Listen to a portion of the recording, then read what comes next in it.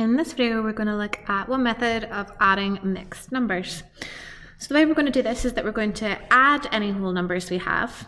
We are going to turn your mixed number at the beginning then into a top-heavy fraction. Make sure you have a common denominator, which you always require for adding fractions, and then add or simplify the fractions whenever you need to. So question 1, we've got 3 1/10 plus 2 2/3. So we've got whole numbers that we're going to add.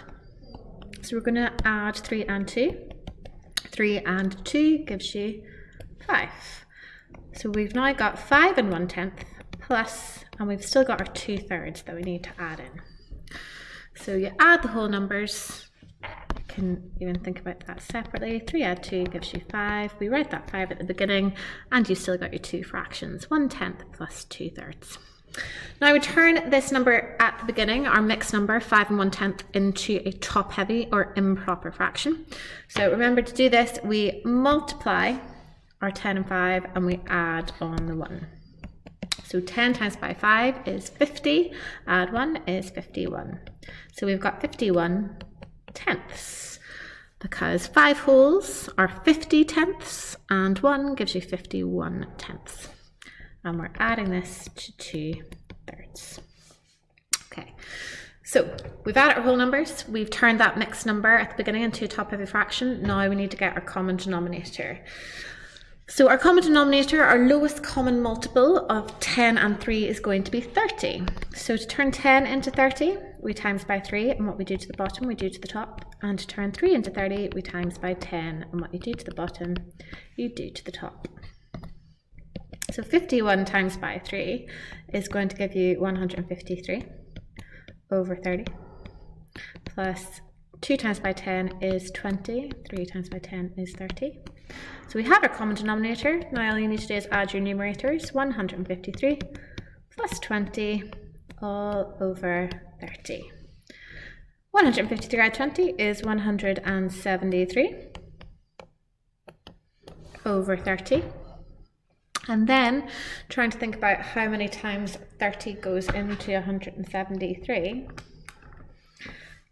You're not a simple one. You could just think about your 30 times tables. So you've got 30, 60, 90, 120, 150, and the next one would be 180. So it goes in 5 times. 5 times gives you 150, and you've got 23 left over. Quite awkward numbers for that one. You can always check with your calculator. Your answer is either as a top-heavy fraction or a mixed number.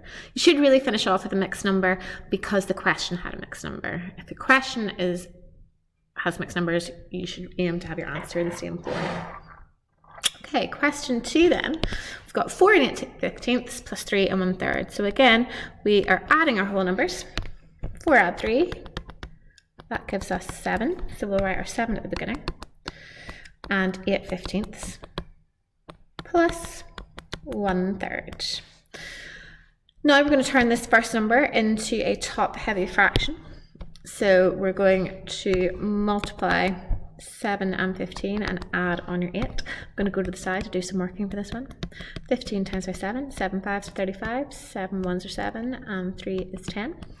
So we've got 105, and then we're adding 8 to that. So plus 8, 5 and 8 gives you 13. 1 1. So we've got 113 over 15 plus 1/3. So we've got our top-heavy fraction.